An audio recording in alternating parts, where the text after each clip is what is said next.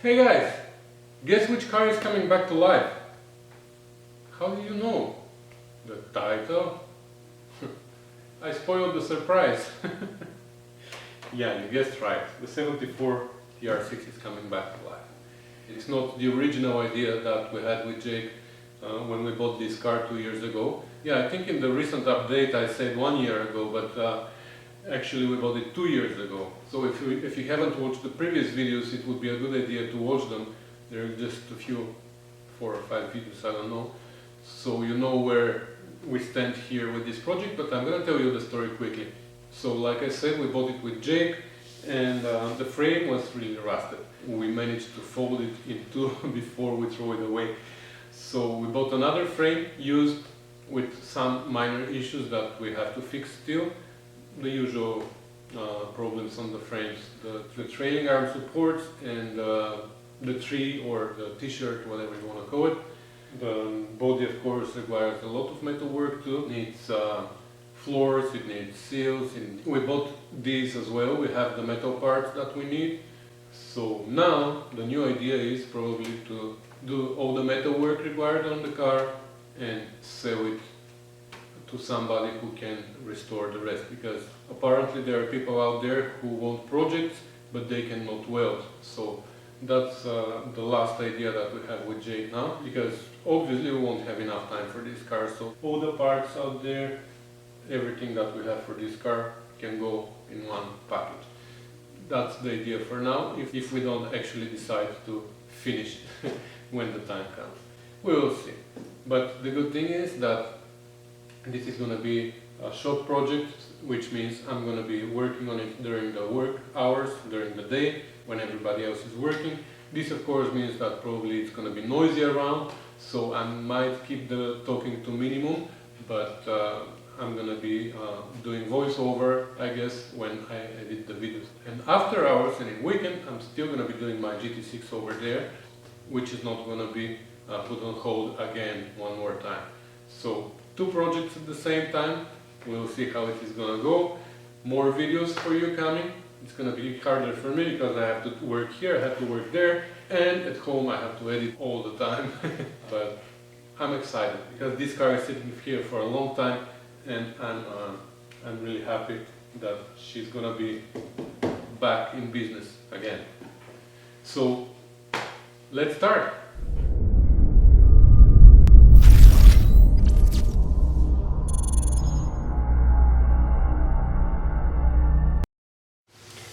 And even though we're going to start with the frame, I think we should first strip a little bit more the body, because we're going to have to take it out, and when it's out it's going to be sitting on carts and it's going to be pretty high, so we better strip it now.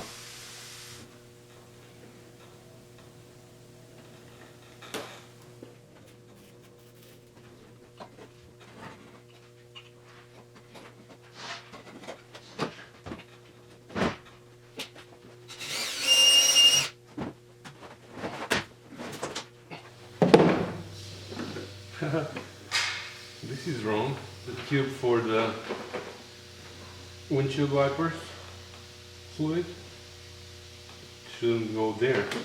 That's wrong. It's nice when you know already, when you assembled one already and now you know everything, huh? Okay. Oh wow. Emergency release? Ha! Ah, never knew that. That's an emergency release here.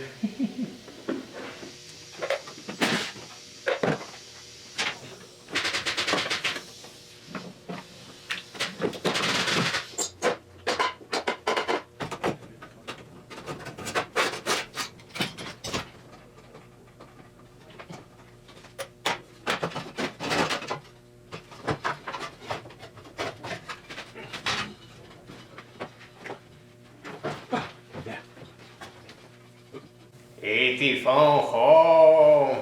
E.T. phone home.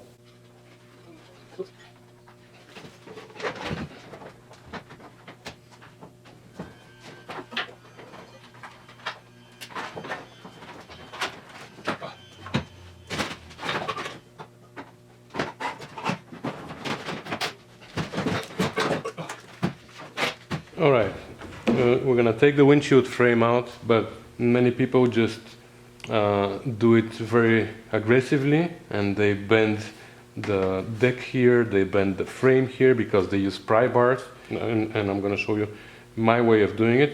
It doesn't involve any violence. So first of all, we have to remove this screw. I started taking it out already, and I remember that I have to film that. So taking out this screw, these are already taken out, the 3 bolts in the middle that hold it in the middle of the dash, and then inside is the more important part. Wow, that's a long screw. So there's one more screw outside. It's not only one, I forgot. So this is the second one. We're gonna take it out too.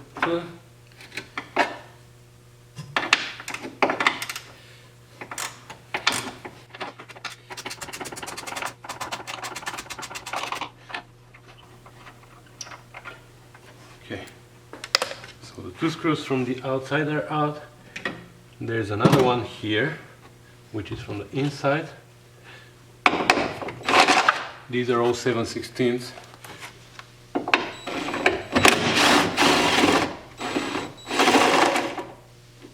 Okay, and now the last one is here, at the end of the rod.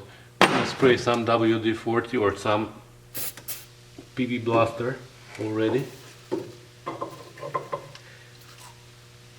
And notice I sprayed not only on the bolt but also here where the rod goes inside the bracket, and that's for later. You're gonna see why.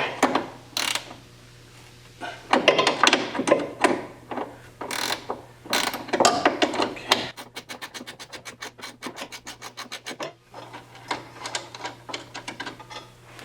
All right. So many people believe that just by removing this bolt they would be able to pull out the windshield frame. So they just do that, they remove this nut and then they start pulling and yanking and prying outside, and they screw up everything. So what I do is I grab, after all the bolts are removed, I grab a pair of pliers and I make sure that this clamp is loose.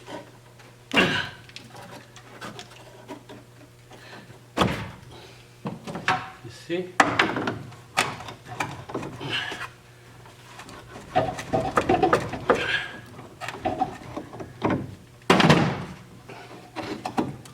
That's it. Now we will be able to pull out the windshield frame, as long as we do the same on the other side, of course.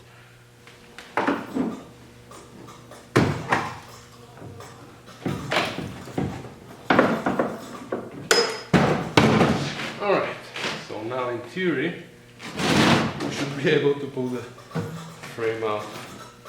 So now watch me failing badly.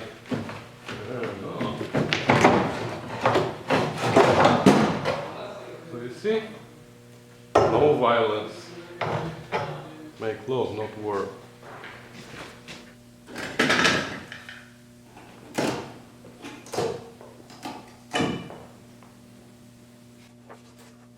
That's surprisingly solid here, which is good.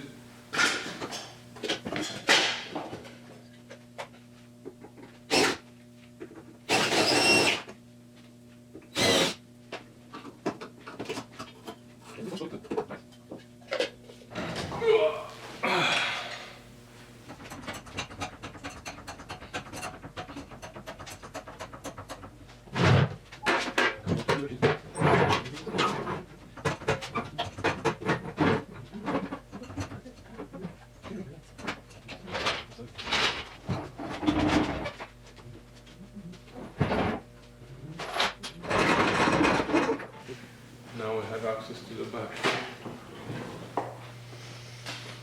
Alright, let's remove the rear end of the harness and all the lights and everything from here.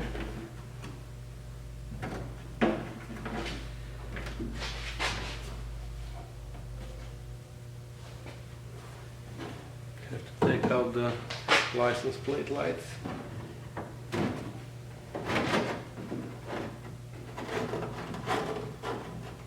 here.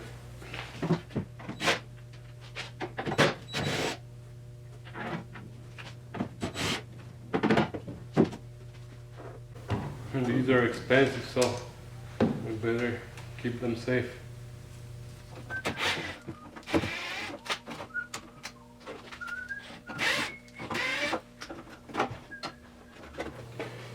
Alright, and now we should be able to pull out the whole harness from here.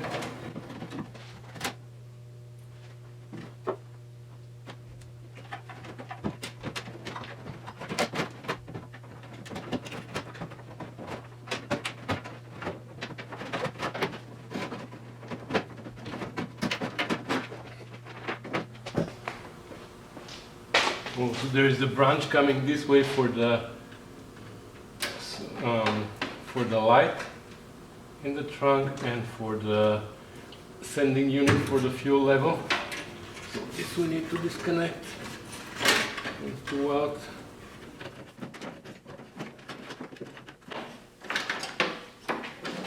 Okay, and the rear end of the harness is out now. And now the gas tank.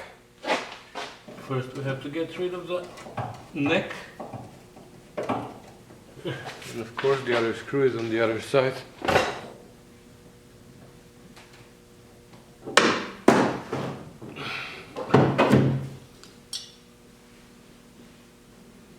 Ew. Ew. Smells like old gas tank. Okay guys, I think it's stripped just enough. We're not gonna strip it anymore, the body I mean, until we start working actually on it, because if we start stripping it now, we're gonna need more space for more fenders and doors and stuff like that. So for now we're gonna keep them on the car. So now we can take the body off and work on the frame.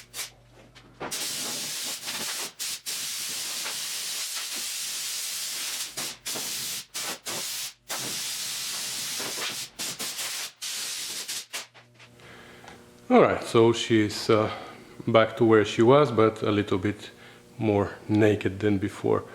So it's Friday today, and on Monday we're gonna probably continue working on her. We're gonna pull the body off and we're gonna start assessing the frame and see what's needed.